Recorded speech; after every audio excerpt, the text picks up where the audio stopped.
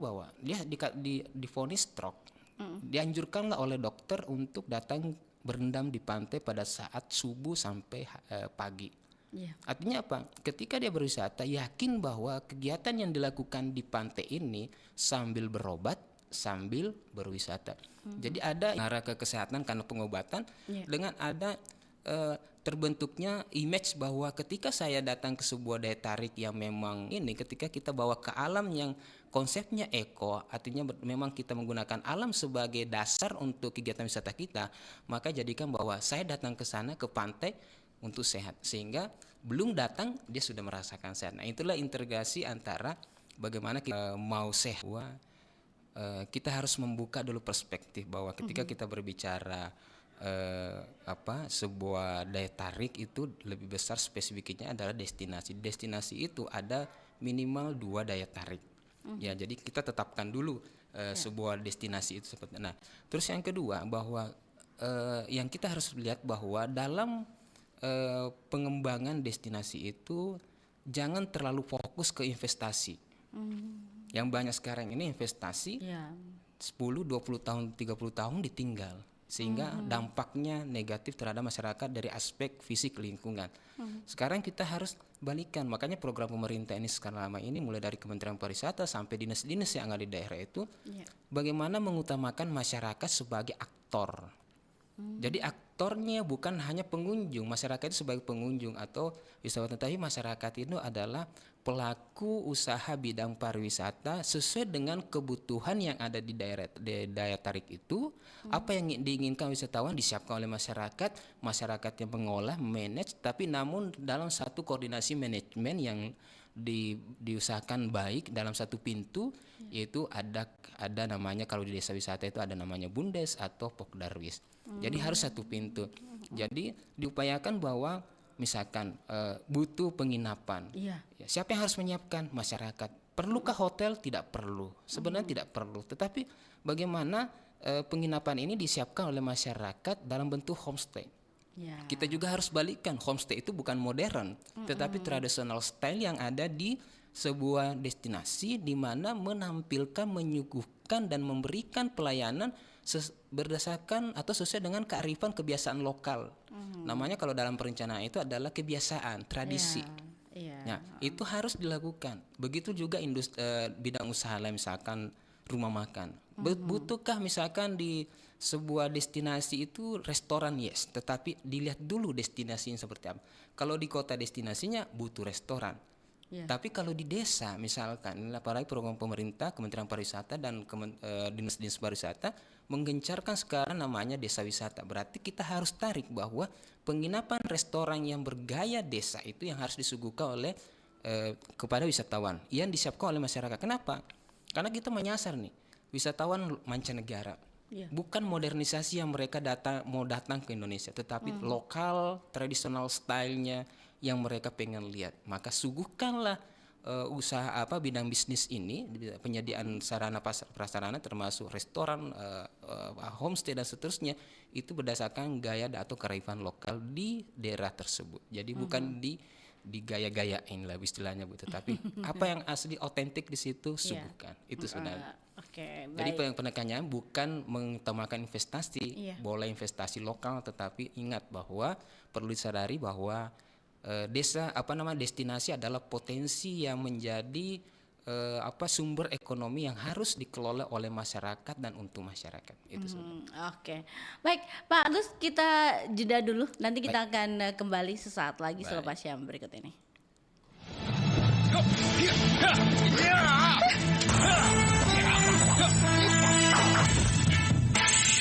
Jangan! Tidak akan kami biarkan kamu mengambil satu-satunya sumber cahaya kami. Berikan lampu emergensi itu untuk keselamatan kerajaanku. Beraninya kamu, Kamandanu. Mengapa kamu tega mengambil sumber cahaya kami ini? Sebenarnya, listrik kerajaanku telah mubazir. Seluruh hartaku telah kuhabiskan untuk penerangan rakyatku. Sadarlah, Kamandanu. Penggunaan listrik di muka bumi ini sudah sangat banyak.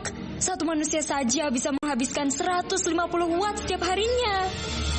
Wahai Nararati, aku sangat menyesal padamu. Mulai sekarang, aku akan lebih menghargai listrik. Karena listrik itu melebihi keindahan emas manapun. Tapi, aku tetap boleh meminjam lampu emergensi kan?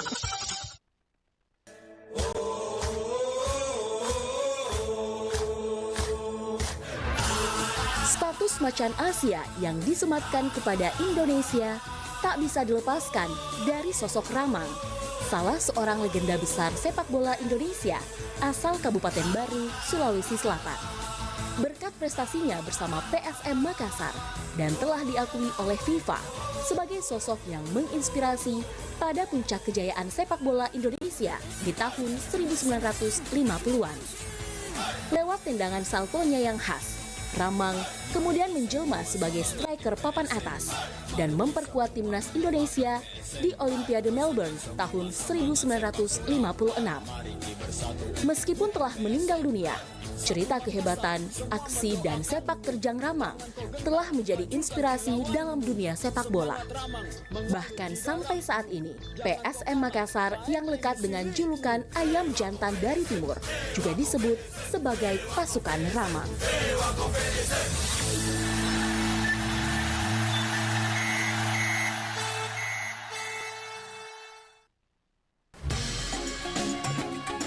Nusantara Siang, Pro 4 RRI Makassar. Kita masih melanjutkan perbincangan kita bersama Pak Agus. Tadi sempat di belakang layar tuh Pak Agus mengatakan bahwa ada beberapa pengalaman yang beliau lakukan langsung ke lapangan begitu, terjun. Nah, dan ini ada yang mungkin sahabat budaya juga ingin sampaikan, boleh langsung ke WhatsApp kami ya di 0811 400 9250 tentang ekowisata. Nah, Pak Agus, kembali lagi, adakah contoh program ekowisata yang sukses mengedepankan gaya hidup sehat, misalnya melalui jalur trekking atau kuliner lokal yang alami? Silakan Pak Agus. Baik. Kalau jujur kita katakan bahwa masih perlu pengembangan. Namun kalau kita mengatakan bahwa best practice-nya mana, contohnya mana, banyak di Indonesia. Terutama misalkan di daerah Bali, Jogja, daerah Jawa Barat itu banyak. Jadi kalau saya sih bisa memberikan contoh seperti ini, bahwa kegiatan pariwisata itu adalah basisnya masyarakat. Maka kegiatannya juga harus melibatkan masyarakat. Nah, contoh dari yang bisa diberikan di sini, misalkan contoh mangrove, ya, okay. Sebuah desa atau wilayah perkotaan yang punya mangrove. Contoh kita bawalah ke desa. Kalau desa itu punya mangrove, kegiatan apa yang perlu diberikan dari ilmu perencanaan destinasi, bahwa pendekatan yang perlu diberikan adalah bagaimana potensi yang ada di sebuah destinasi itu dimanfaatkan untuk aktivitas fisik. Contoh misalkan yang banyak terjadi dan bahkan barangkali bisa dikembangkan ke depan. Contoh misalkan berwisata sambil menikmati pemandangan alam. Contoh. Terus yang kedua, berwisata sambil trekking. Contoh Ibu tadi sampaikan. Yang selanjutnya misalkan berwisata di sebuah kawasan ekoturism, misalkan berperahu. Ya, berperahu perlu nggak speed? Kan tidak.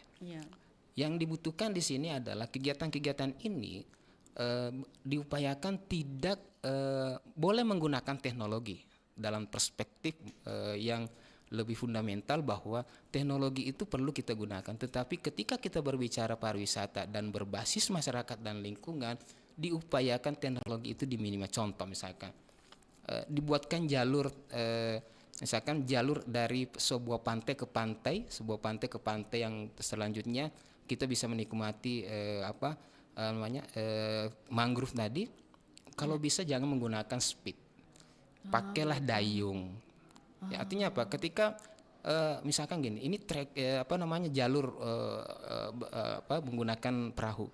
Ketika speed itu, mesin itu dipakai, bukan berarti bahwa speed ini dilarang, tetapi perspektif yang paling sederhana yang perlu kita camkan di sini, bahwa kita berwisata di mangrove itu jangan sampai mengusik apa? Mengusik makhluk hidup yang ada. Karena ini yang sering terjadi. Makanya dalam bidang perencanaan destinasi, maka ketika membuat program-program kegiatan dan aktivitas wisata di mangrove itu diupayakan menggunakan alam sebagai pendekatan, sebagai basisnya. Contoh perahu tadi. Ya, kalau kita jangan, kalau perlu ya jangan menggunakan mesin. Kenapa? Sambil menikmati alamnya, sambil menikmati suasana. Karena menikmati kegiatan wisata itu ada dua, alam dan suasana. Alamnya bisa dilihat secara visual mata, alam suasananya itu dirasakan. Karena belum tentu orang lain, pihak A dan pihak B ketika berwisata di sebuah misalkan contoh mangrove, maka belum tentu dia bisa merasakan hal yang sama. Barangkali hal yang berbeda. Karena apa? Suasana alam itulah dan menyatu ke hati, maka itulah yang menjadi dasar. Contoh, makanya tadi bilang bagaimana kita menghubungkan antara ekoturism dengan pola hidup sehat itu. Artinya ketika kita berwisata, nikmati alam itu, minimalkan teknologi jika dan dalam kutip perlu. Tapi kalau misalkan memang harus butuh teknologi, maka batasi teknologi itu tidak merusak alam dan suasana lingkungan yang ada di sekitaran kegiatan aktivitas wisata dengan berbasis ekoturisme. Gitu. Kalau gaya hidup sehat itu sebenarnya maksudnya apa nih Pak? Kalau dalam program ekowisata sendiri? Iya, gaya hidup sehat bisa dalam bentuk aktivitas fisik yang seperti saya sampaikan tadi. Yang kedua bisa juga dalam bentuk emosional, menikmati. Ya, gaya hidup sehat kan bukan hanya makanan, tetapi bagaimana Anda bisa duduk di pantai, di pegunungan kah atau di lembah kah, tetapi dengan menikmati suasana, karena itu bisa merefleksikan alam sehingga masuk ke jiwa kita dan membuat kita tenang. Tenang itu menghilangkan stres, ya seperti ilmunya, saya bukan orang kesehatan, tetapi yang saya pahami bahwa menghilangkan stres adalah tenangkan diri. Tenangkan diri bisa dalam bentuk aktivitas, bisa beribadah, bisa menikmati alam. Nah, contoh ketika kita masuk ke sebuah destinasi yang berbasisnya alam, maka dua. Pertama, ibadah itu nempel di kita. Karena apa? Kita datang ke alam ini bahwa mereka kata, ya Allah, ya Tuhan, beginilah ciptaanmu, sungguh luar biasa. Ketika kita menikmati suasananya, maka ketentraman jiwa itu, hati kita itu dibawa ke perspektif diri kita sehingga kita menjadi tenang. Jadi itu yang harus dibawa. Maka saya selalu menitipkan ketika kita berbicara perencanaan, jangan kita mau gaya-gaya terlalu banyak modernisasi. Kembali ke alam, kearifan lokal Indonesia adalah alam sebagai basis kehidupan kita. Di alam itulah tumbuh budaya kita sehingga menjadi tradisi yang dimana saling menghidupi antara masyarakatnya dan alam sekitar lestari. Itulah konsep ekowisata sebenarnya. Oke. Nah, Pak, dari sisi perencanaan sendiri, bagaimana Poltekpar Makassar mempersiapkan mahasiswanya agar mampu merancang destinasi yang berkelanjutan dan memberdayakan masyarakat, Pak? Baik. Jadi di Politeknik Pariwisata di Politeknik Pariwisata Makassar, kami sebagai tenaga dosen itu dibebankan tugas tridharma. Pertama, pengajaran, bagaimana kita melakukan action mengajar tentang teori dan praktik di kelas maupun di lab. Jadi lab ini kalau destinasi Bu, itu bukan hanya labnya di kelas, tetapi bagaimana mereka mahasiswa ini bisa ditempatkan atau lakukan praktik langsung di daya tarik yang ada. Ya tergantung mereka mau pilih yang mana. Yang kedua ada namanya penelitian. Penelitian itu adalah bagaimana kami pihak pendidikan tinggi ini atas nama Politeknik Pariwisata Makassar ditugaskan untuk melakukan riset secara mendalam ke semua wilayah menjadi wilayah kerja kami. Ya, wilayah kerja kami. Jadi contoh saya melakukan penelitian misalkan tahun ini di Likupang di Manado. Jadi saya riset khusus untuk bagaimana pengembangan daya tarik berbasis alam di Likupang. Itu contoh. Misalkan tahun lalu saya riset di Tanjung Bira, sama seperti juga. Jadi kita kenapa penelitian ini perlu dilakukan? Untuk mencari fakta data aktual di lapangan tentang yang terjadi bidang pariwisata di masyarakat. Apakah kesimpulannya bahwa apakah pariwisata ini memang menyentuh dan memberikan manfaat yang sangat besar kepada masyarakat ataukah hanya ke pihak-pihak tertentu? Ini kasusnya, jadi kita bisa lihat bahwa yang terjadi di lapangan itu melalui riset. Yang ketiga, melalui pemberdayaan. Pemberdayaan ini kami membuat program pelatihan langsung ke masyarakat. Ya, kami sebagai trainer melibatkan mahasiswa juga sebagai pendamping dan memberikan pelatihan dalam bentuk apapun, skill ya. Kalau tugas kami dari Politeknik Makassar ini adalah skill. Nah, dilihat dari mana? Dari analisis kebutuhan masyarakat sekarang. Skill apa yang dibutuhkan? Contoh, selama ini pengelolaan daya tarik wisata. Benar nggak mereka mengelola sesuai dengan apa yang seharusnya? Jangan sampai misalkan hanya siapkan pantai, gazebo-nya, parkirnya, selesai dikatakan daya tarik. Tapi sebenarnya kan belum. Nah, sehingga itu perlu pendekatan bahwa masyarakat perlu diberikan ilmu, bukan mengajari ya Bu, diberikan sedikit ilmu bagaimana sih sebenarnya mengelola sebuah daya tarik itu sehingga selalu berbasis alam dan masyarakat. Dan pasti ujung-ujungnya adalah ekonomi. Iya.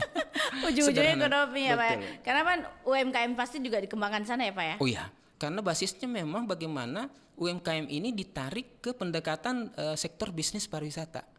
Bidang-bidang usaha yang ada di masyarakat itu diupayakan melingkup bidang usaha bisnis pariwisata. Jadi karena kalau kita sadari di desa-desa di daerah Bu, Iya. hampir sedikit bidang bisnis yang di luar dari pariwisata. Nah, sehingga itulah tugas kami nanti, misalkan mereka pengrajin, mereka buka warung, terus mereka misalkan kegiatan-kegiatan yang sifatnya penyewaan. Nah, bagaimana sebenarnya yang bisa dilakukan adalah menarik mereka bahwa apapun yang dikelola diupayakan pertama konsumennya adalah masyarakat pengguna sekitar di daerah itu, yang kedua orang dari luar. Makanya saya selalu istilahkan sederhana bahwa boleh nggak kalau kita di sebuah destinasi masyarakat komunitas yang ada di situ melek kita adalah pariwisata. Apa alasannya? Apa contohnya?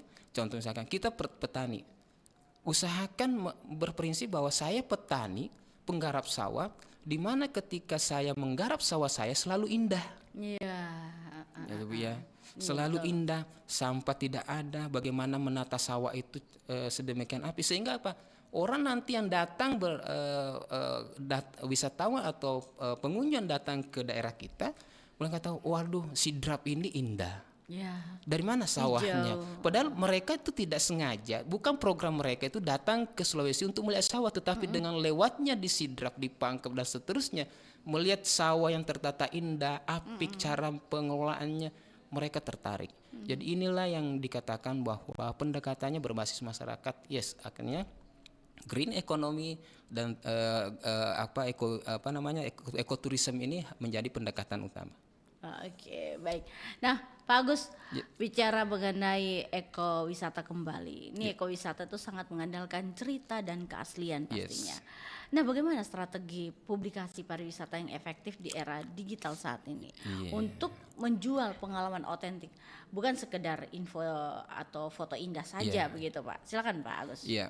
Artinya apa? Kalau selalu kita berpikir bahwa ketika mengatakan digital hanya kaula muda. Kan tidak. Gen Z gitu ya Pak. Gen Z. Ya, Saya kira kalau saya seumuran sudah hampir mencapai 50 ya pasti juga melek digital. Pertama digital. Tapi digitalnya seperti apa?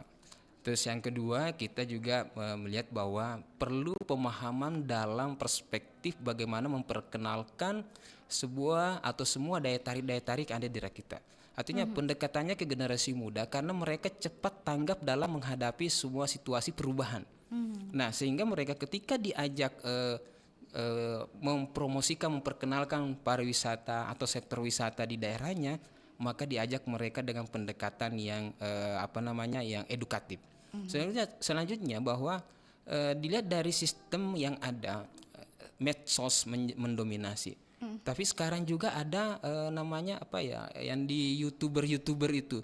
Jadi mereka tuh selalu diupayakan bahwa setiap kali influencer ini, saya mengatakan bahwa coba kalau di antara satu kelas mahasiswa 35 orang setiap pulang kampung pada saat lebaran atau libur, coba posting di daerahnya, sebar. Apa yang terjadi? Bahwa mass promotion itu tidak disengaja, tetapi secara teknik dan konseptual itu terjadi.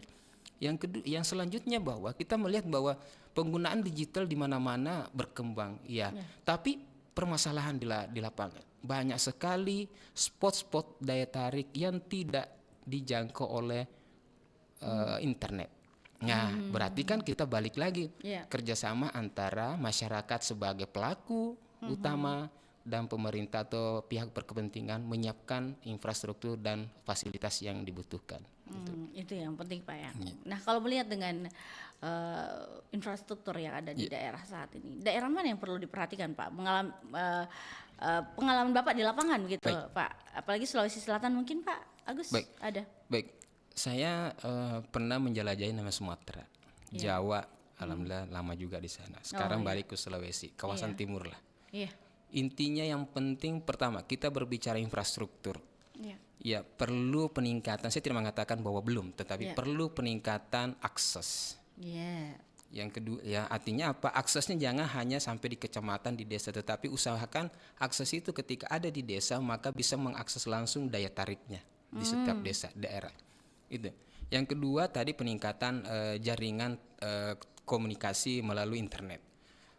Yang selanjutnya ya yang harus diperhatikan di sini adalah bahwa fasilitas daerah-daerah ini yang masih banyak yang belum tersedia. Nah, ketika kita berbicara aspek kedaerahan yaitu Sulawesi, maka memang hampir semua di Sulawesi ini perlu ada pembenahan yang signifikan terhadap infrastruktur yang ada. Dalam artian bahwa banyak daya tarik lokasi yang bisa diakses tetapi harus sedikit pengorbanan. Gitu. Iya. Ataukah memang bisa diakses tetapi ada fasilitas atau alat transportasi yang tidak bisa langsung ke dalam, sehingga memang sedikit memberikan menghalangi dari kegiatan-kegiatan wisata di daerah-daerah. Intinya bahwa kawasan timur khususnya di Sulawesi Selatan perlu peningkatan, bukan berarti tidak ada tetapi perlu peningkatan supaya apa? Kita harapannya produknya bagus yaitu daya tariknya. Yang kedua masyarakatnya siap, pemerintahnya juga memfasilitasi sehingga harapan kita wisatawan mancanegara yang masuk ke wilayah kita lebih naik lagi, lebih tinggi lagi dibandingkan tahun-tahun sebelumnya. Oke. Baik, Pak Agus, adakah perbedaan signifikan antara mempublikasikan ekowisata berbasis masyarakat di media sosial dan mempublikasikan destinasi pariwisata massal? Baik, publikasi melalui medsos dan massal. Kalau kita berbicara massal, orientasinya adalah banyaknya konsumen yang melakukan transaksi.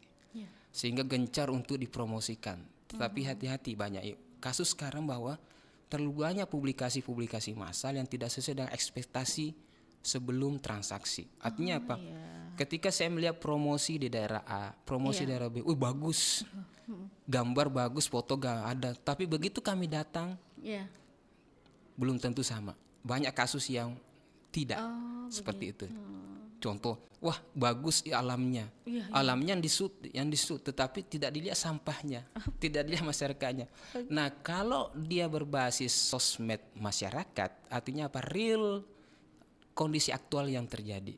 Karena saya yakin bahwa masyarakat juga tidak akan membuat postingan-postingan atau promosi-promosi yang sifatnya visual video dan visual gambar itu yang dibuat-buat. Apalagi sekarang medsos bisa diakses di mana-mana, semua bisa membuat konten. Artinya apa? Tidak perlu lagi ada yang disembunyikan bahwa dalam promosi ini harus bagus kelihatannya supaya orang tertarik, tetapi akhirnya apa? Yang terjadi kekecewaan. Kalau saya pendekatannya kembalikan ke masyarakat yang punya destinasi, masyarakat yang mengelola, masyarakat juga yang promosikan. Artinya real dari kontekstual pengembangan pariwisata itu berbasis masyarakat seperti itu. Menyiapkan produk sampai menarik konsumen yaitu pengunjung atau wisatawan datang ke sebuah destinasi. Nah, itu yang ini ya bagus ya Pak ya. Oke. Nah Pak Agus kembali lagi bagaimana generasi muda? Kita bicara generasi muda ini. Utama ini mungkin mahasiswa tak juga ya Pak ya. Generasi muda kita dapat mendorong untuk memilih ekowisata sebagai bagian dari gaya hidup sehat mereka. Dan bagaimana mereka bisa menjadi agen publikasi digital yang efektif. Karena sekarang anak-anak Gen Z itu Pak ya sebutannya, itu generasi muda kita. Kalau dia mohon maaf ya, ini sering kita juga bicarakan nih secara live itu. Kalau pusing mie sedikit, mau mie pergi, healing dulu deh istilahnya, healing deh gitu. Apakah ini yang tadi nyangkut dengan pertanyaan saya? Silakan Pak. Baik, nyangkut Bu, tetapi yang perlu diperhatikan healingnya kemana. Ya, oke. Iya, makanya tadi saya balik Ke lagi. alam biasanya ya? Ke alam boleh, ke alam, tetapi apakah betul bahwa di daerah-daerah kita itu sudah disiapkan untuk tempat healing yang presisi buat mereka seumuran mereka? Oh gitu. Contoh Bu ya, Ya. banyak ada beberapa destinasi di mana healingnya itu misalkan mereka pengen ke kafe, pasti larinya ke kafe-kafe yang modern. Ya. Boleh nggak kita berpikir bahwa kafe yang ada di daerah kita itu atau di tempat di mana pariwisata ini dikembangkan basisnya alam itu.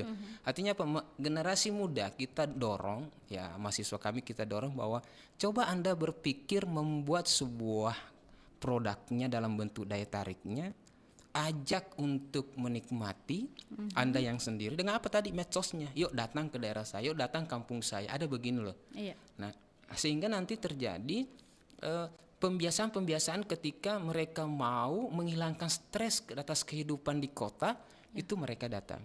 Itu yang perlu. Jadi pendekatannya bahwa tempat healingnya di mana. Yang selama ini kan banyak generasi muda kalau stres larinya kemana? Ke bidang usaha-usaha tertentu yang ada di mana? Ya akhirnya nongkrong dengan nonton HP atau lihat HP. Secara kontekstual kesehatan artinya kan itu kita bertanya bahwa apakah itu sehat dengan berjam-jam duduk di suatu tempat yang mohon maaf saya tidak sebut usahanya apakah itu sehat? Nah, apakah salah kalau misalkan yuk minggu nanti weekend nanti yuk datang ke Maros, ada tempat saya loh, di mana kita bisa bercengkrama alam sambil mengerjakan tugas, di mana kita bercengkrama alam sambil mengerjakan pekerjaan. Ya itu yang biasa kita lakukan Bu, ketika saya misalkan hobi camping dengan komunitas. Ya kalau saya camping saya bawa laptop saya Pak, bekerja. Artinya apa? Ternyata mau bekerja di alam yang terbuka dengan suasana wisata yang nyaman itu justru memberikan inspirasi pemikiran yang lebih optimal. Jadi kita bisa menggali pemikiran kita itu, mengeluarkan unek-unek kita dengan optimal ketika kita berada di alam. Maka tidak salahlah Tuhan menciptakan alam ini sebagai media kita untuk bekerja dan beribadah. Konsep dari pariwisata adalah bagaimana bisa sambil berwisata sambil menikmati ciptaan Allah, dan itu pendekatannya ibadah. Oke. Baiklah Pak Agus, kita jeda dulu ini, kita akan kembali sesaat lagi. Iya.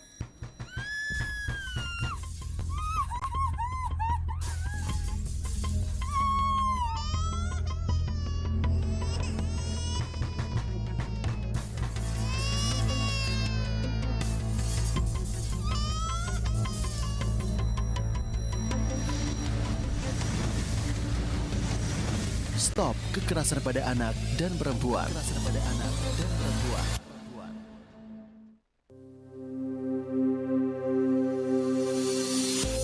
Mendengar kata cakar ayam yang terlintas di benak kita adalah kaki ayam yang bisa diolah menjadi masakan. Ternyata istilah cakar ayam tidak hanya sebatas itu. Cakar ayam juga digunakan pada penamaan konstruksi bangunan, yaitu pondasi cakar ayam. Tahukah Anda, pondasi cakar ayam merupakan metode konstruksi asli ciptaan Indonesia. Sosok yang berada di balik penciptaannya adalah Profesor Dr. Insinyur Sudiatmo saat beliau menjadi pejabat di perusahaan listrik negara PLN di tahun 1961. Pada awalnya, beliau mempunyai tugas untuk mendirikan 7 menara listrik di daerah dengan kontur berawah di daerah Ancol, Jakarta. Beliau pun sukses membangun 2 menara dengan menggunakan pondasi konvensional pada umumnya. Namun, 5 sisanya belum memungkinkan untuk dibangun. Salah satu penyebabnya adalah karena keadaan tanah yang cukup berair. Dari sinilah beliau mulai berinovasi dengan membuat rangka yang disusun dengan cara mengkombinasikan material plat dan pipa beton. Berkat kombinasi material tersebut, akhirnya Profesor Dr. Insinyur Sudiatmo berhasil mendirikan 5 menara sisanya dengan sukses dan tepat waktu. Pondasi cakar ayam ini memperoleh paten di 40 negara sehingga kualitasnya tidak diragukan lagi.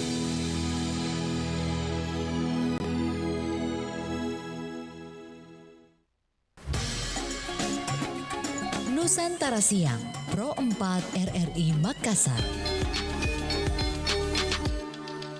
Baik, kita melanjutkan perbincangan kita bersama Pak Agus yang masih bicara mengenai ekowisata sahabat budaya. Kembali Pak Agus, seperti apa langkah konkret yang harus diambil oleh pemerintah daerah dan juga pengelola desa wisata untuk membuat ekowisata itu menjadi destinasi yang sustainable atau berkelanjutan? Silakan. Baik. Yang pertama bahwa sustainable endingnya adalah berkembang. Berkembang adalah maju. Maju itu adalah bagaimana produk, kualitas, daya tarik maupun usaha-usaha yang memberikan pelayanan kepada pengunjung maupun wisatawan itu bisa unggul. Ya, pasti pemerintah ya seperti yang kami lakukan, kami sebagai salah satu pihak pemerintah di bawah Kementerian Pariwisata memberikan program-program yang perencanaan yang berbasisnya bahwa bagaimana melihat program itu bisa langsung dieksekusi di masyarakat. Seperti contoh peningkatan kapasitas masyarakat dalam bentuk pelatihan. Itu. Apa pelatihan tergantung dari kebutuhan. Kebutuhannya dilihat dari mana? Dari potensi. Potensinya dari mana? Potensi itulah yang akan menentukan jenis kegiatan aktivitas wisata yang ada di situ. Yang kedua, bagaimana sistemnya pemerintah ini bisa memberikan pendekatan yang sustain dengan cara pembinaan terus-menerus. Jadi jangan hanya sekali misalkan pelatihan guiding, dilatih, boleh nggak disertifikasi, supaya ada pengakuan bahwa guide lokal itu diakui kemampuan dan kompetensinya. Nah setelah itu, misalkan ini salah satu contoh Bu ya, misalkan bidang perjalanan atau guide. Nah kalau setelah itu apa yang dilakukan? Pelatihan kembali. Jangan sampai gini. 1 tahun 2 tahun berjalan tetapi karena dianggap bahwa tidak hanya seperti ini maka harus masuk lagi. Jadi sustainnya bukan dilihat hanya dari produknya tetapi sustain dari kegiatan yang dilakukan pemerintah dalam bentuk program pengembangan kapasitas masyarakat baik dalam industrinya yaitu bidang usaha yang ada di dalam destinasi itu berbasis eko maupun masyarakatnya. Nah yang paling mendasar sekarang ini ya Bu artinya sustain nggak nanti? Saya mengatakan kunci keberhasilan sustain adalah dari generasi muda. Tolong generasi muda yang ada di desa yang punya potensi wisata dan punya kapasitas kemampuan untuk mengelola potensi wisata di desanya, tolonglah jangan tinggal di kota, baliklah. Kenapa? Kalau seperti itu kita generasi muda bahwa selalu pergi, yang mengelola kan belakangan kan orang tua. Orang tua, mohon maaf, saya sebagai orang tua bahwa belum tentu sama daya tangkap kita terhadap apa yang diberikan oleh orang lain. Contoh saya dilatih. Pasti kalau anak saya yang umur 20-30 ya, 20-30 kalau dilatih cepat. Kalau saya dilatih mikirin keluarga lah, mikirin waktu lah, macam-macam mikirin sakitnya lah. Kerjaan. Tapi kalau anak muda itulah saya titip sama mahasiswa bahwa ya Mbok, tolong Anda sekarang kuliah di kota. Anda dari daerah.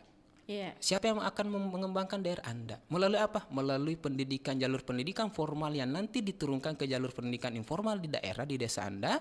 Anda yang siap melatih dan melaksanakan di desa. Jadi harapan kita, karena banyak Bu, mohon maaf. Di daerah-daerah yang kami temukan selama melakukan riset di daerah, khususnya di daya tarik dan khususnya yang mempunyai destinasi kawasan yang bagus, itu hampir dikatakan bahwa dilihat mana anaknya Pak, kuliah mana? Sudah kerja loh, kenapa tidak balik ke daerah? Artinya program pemerintah zaman dulu bahwa generasi muda harus membangun desa itu yang harus dikembalikan. Jadi pelatihannya kami dari pihak informal sistem pendidikan yaitu Politeknik Pariwisata Makassar memberikan peluang dari anak-anak muda dari daerah ini untuk belajar di kami. Kami berikan ilmu sesuai dengan kemampuan dan kapabilitas mereka berdasarkan bidang studi yang dipilih sehingga bisa diterapkan. Contoh kalau saya mengajarkan bidang perencanaan, saya selalu mengatakan berencana, yuk kita kembangkan, coba kita berpikir bagaimana merencanakan destinasi wisata yang namanya desa wisata. Kenapa desa? Karena kalian sebilang mohon maaf, kita semua orang desa. Yang sekarang numpang di kota. Numpang di kota itu belajar dan mencari kan. Sekarang jika ada peluang yang bisa dikelola di desa, yuk Anda belajar di kampus kami sehingga interpretasinya nanti bahwa bisa diimplementasikan di lapangan. Sehingga itulah anak-anak nih kami dorong bahwa semua proyek-proyek dalam semua tugas-tugas dalam perkuliahan itu kami berikan basisnya ke project based learning. Proyeknya apa? Kasus-kasus yang ada di desa itu yang selama ini tidak bisa dikelola dan diberikan solusi oleh pengelola, kita berikan contoh. Selama ini dalam pengelolaan desa wisata sebagai sebuah destinasi, kadang kita tidak berpikir bahwa apakah di desa itu perlu dulu dibuatkan klaster. Di desa A misalkan, di mana klaster destinasi daya tariknya, di mana klaster ekonominya, dan seterusnya.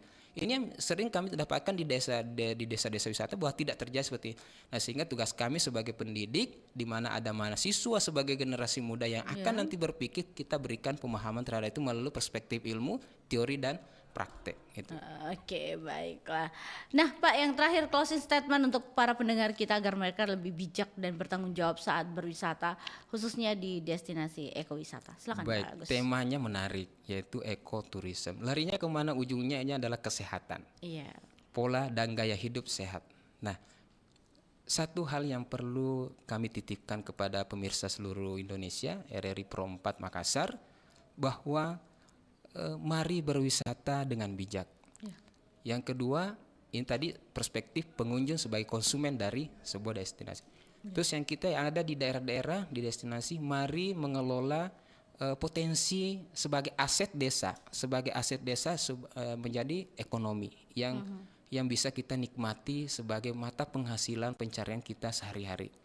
Jadi sebagai pengunjung, wisatawan atau konsumen yang masuk sebuah destinasi, berwisata dengan bijak, jaga lingkungan, jaga sikap, lestarikan lingkungan. Kalau perlu, ya datang berwisata ke sebuah ekoturism, menanamlah pohon, jagalah kehidupan satwa yang ada di situ. Yang selanjutnya, pesan dari saya sebagai pengelola yang ada di destinasi, masyarakat maupun komunitas, lihatlah bahwa desa, daerah atau wilayah Anda sebagai aset yang perlu dikelola berlandaskan sistem pariwisata. Wisata berkembang di daerah, maka semua sektor namanya multiplier effect di daerah itu, di desa itu akan maju, sehingga dua aspek yang berbeda ini dipertemukan dalam satu tatanan pengelolaan, yaitu namanya ekoturism atau ekowisata.